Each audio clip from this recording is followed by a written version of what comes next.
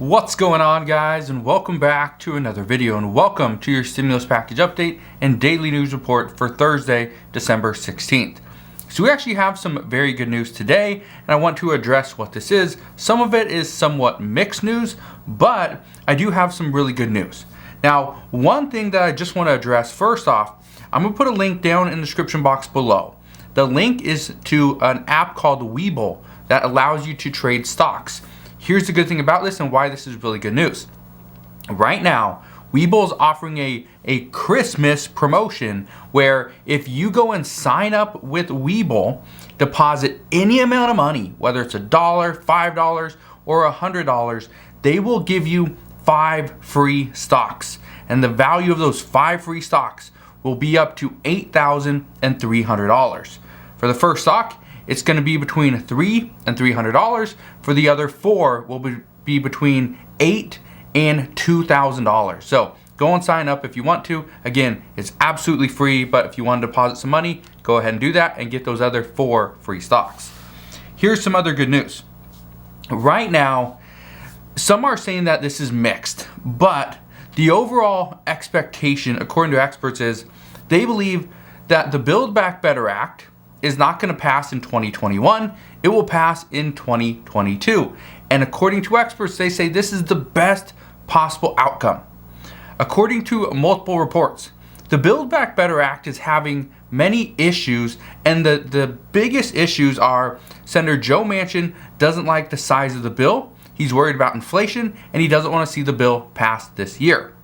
The other issue is President Joe Biden. He wants to see the Build Back Better Act pass this year, and he is willing to come down even more in order to get it done. But that's the issue. But here's why this is good news. According to experts, if the bill were to pass in 2021, it would need to be much smaller. Much smaller. How small? I don't know. But right now, remember, just keep this in mind. Senator Bernie Sanders wanted to pass a bill at $6 trillion. That didn't happen. Then he decided, you know what? Yeah, let's go and renegotiate with ourselves and let's come to a middle ground. Let's just come to an understanding with myself. And he came back with a bill, and it was released, of $3.5 trillion. He released the framework. There was a lot of stuff in this bill, a lot of stuff. This would have been a huge social safety net program or bill, but that didn't work either. So then progressives and moderates got back to the negotiation table, and they decided on $1.75 trillion. The expectation, if this bill were to pass in 2021, would have to be closer to about $1.3 to $1.4 trillion, which is much less than what we have right now. However, here's what this means. More provisions of this bill would have had to been cut altogether or at least heavily trimmed. So here's what I can tell you. The things that would have changed would have been most likely paid family leave, the Medicare provision, immigration would have probably been pulled, and we still have no idea if the immigration provision can even be included because the Senate Parliamentarian's office is still working on this. And according to some reports, they don't even anticipate getting back to lawmakers until possibly right around Christmas, if not in 2022. The other thing is the climate provisions that we're seeing, and even things like Pell Grants, right? All these things could have had major changes, and that's not even the entire list. That's just a handful of things. Now, I know a lot of people are going to ask, so I'm just going to address this. What about those of us on Social Security? Will there be anything for us? Well, according to multiple experts, this is the best scenario moving forward for anybody on Social Security, for anybody without children, because right now in the Build Back Better Act, the majority of the stimulus or majority of the additional benefits were going to go to families with children. If you didn't have children, don't have children, you were not going to get as much stimulus or as much of a benefit from this bill. There wasn't much in this for Social Security recipients or the elderly. So actually pushing the bill back into 2022, this, according to many, would mean that there would be more for this group of people. So, the expectation is that in 2022, the Build Back Better Act will become a priority for Democrats. And here's why I think this is very important to understand, is the timing of this bill. From an election standpoint, passing a social safety net bill during or very close to an election would greatly help out Democrats. This would be a good thing for Democrats.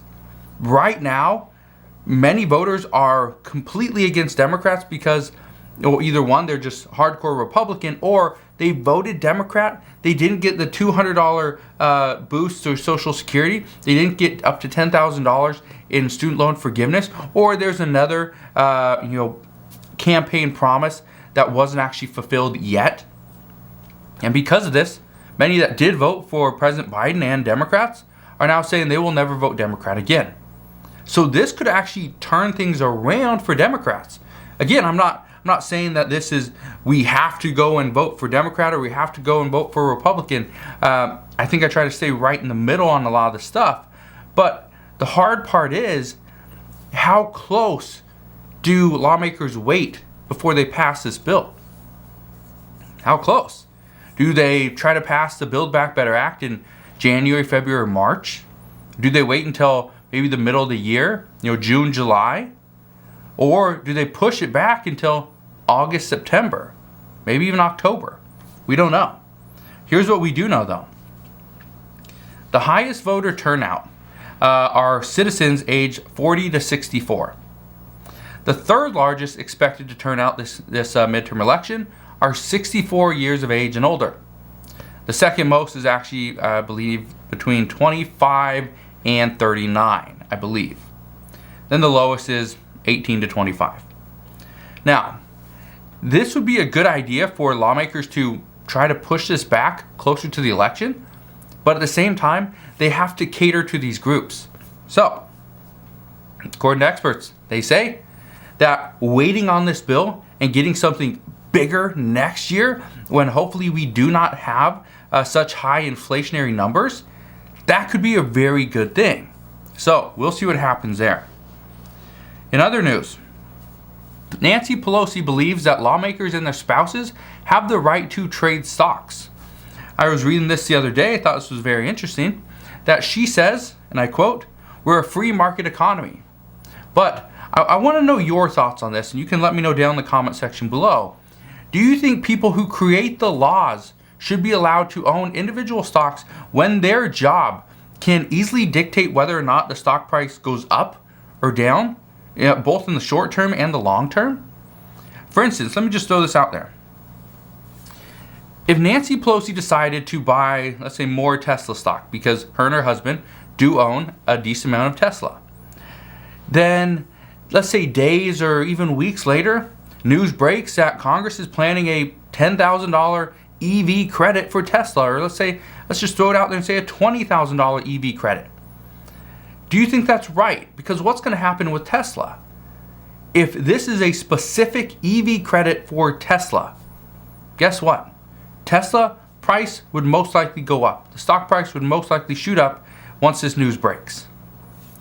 Now, same thing goes for if they decide to short something like Facebook, right? And then Congress goes in and they're trying to break up Facebook.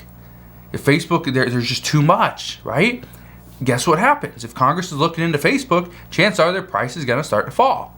So if you short it, it could turn out as a very great trade. For a short-term trade, chances are it'd come back up. But again, this is where Congress is getting that benefit. Let me tell you this. Lawmakers and staffers are not allowed to engage in trading on information that they would know as a result of their positions. Just that alone. This is actually under a bill called the Stop Trading on Congressional Knowledge Act that was passed in 2012. However, under the Stock Act, lawmakers could get fined if they are sanctioned at all. And guess how much the fine is? $200. $200 is the fine if they're sanctioned. Now, does this seem right? Do you think this is right? Honestly, I don't. I do not think this is right. I think people need to have it needs to be somewhat fair. As a trader, the information that they know, they probably have the upper hand in most cases. But if you want to jump on this, if you want to jump on board and start trading stocks, now is the perfect time. Like I said earlier on in this video, right now you can get up to 5 free stocks by signing up to Webull, up to $8,300. All you have to do, deposit $1, $5, $10, $100, and you can get an additional 4 free stocks. You get one valued up to $300, and you get the other 4 valued up to $2,000 each. Now, here's the great thing right now. Many stocks are down. This is the good thing, is many stocks over the past week have been beat down, but they're looking like they're going to head back up for the rest of the year. So this isn't financial advice, but just understand, stocks go up and down, but over the long term, the majority of them continue to rise. So if you want to get in, I'll put a link down to Webull down in the description box below. But let's talk about lockdowns, because they're happening right now. In many parts of China and other countries, lockdowns are taking place. Some worry that this could actually spread here into the US, but I just want to tell you that is very unlikely. Even though a lockdown is considered very unlikely, there are other concerns you need to be worried about as well. That is the supply chain once again. As lockdowns occur in other countries, especially in China, the US will either rely on our own manufacturing or other countries in order to produce the products that we need. Now, if this is done, great. But if this can't be done, or we see additional shortages, then prices of those products are going to increase once again. Now, even though the Federal Reserve announced yesterday they're going to take the steps to combat inflation, this doesn't mean it's going to happen. This is just their goal, is to combat inflation, bring it back down. Now, they do predict it's going to drop, okay? It will drop. What is it, like 3.5% by the end of 2022? I believe that's what it is. But if that's their expectation, how quickly is it going to drop? We don't know. But let's get into some reports that came out this morning on jobless claims. Because this morning, the new jobless claim report shows 206,000 people filed new claims. Now, this is actually an increase from our 52-week low that we had last week, because last week we were under 190,000 new jobless claims, which is really good. The good news right now is we're still relatively low. The only bad news is that this slight increase in jobless claims in a time when there's so many jobs available and open is not really a good sign. But according to experts, here's the reason why we could potentially see an increase in these numbers over the next few weeks or a couple of months. What we are seeing is that some businesses are shutting down due to COVID. So this could simply be a very short-term bump in these numbers, but as COVID makes its way through the US, these numbers could easily rise. Now, here's an example. Today, Apple decided to close 3 different stores, just temporarily though. One is in Miami, Florida. The second is in Ottawa, Ontario. And the third is in Annapolis, Maryland. What I can tell you is that these stores will be closed for a couple of days due to COVID. But this is a very small example, because when you consider a smaller store, a mom and pop shop, right, or even a restaurant, these are going to close down for potentially weeks or a month. And the reason for this is because if the smaller store, let's say it only has 5 employees. If the 5 employees, let's say 2 of those are a husband and a wife, they own the store. The other 3 employees, okay? Well, if the managers, the husband and wife, contract COVID, they're the ones that usually run the store, and then you got the other 3 that come in part-time. Guess what? That store most likely have to close down if the husband and wife contract COVID. What about restaurants? In restaurants, in a lot of cities, families work in restaurants.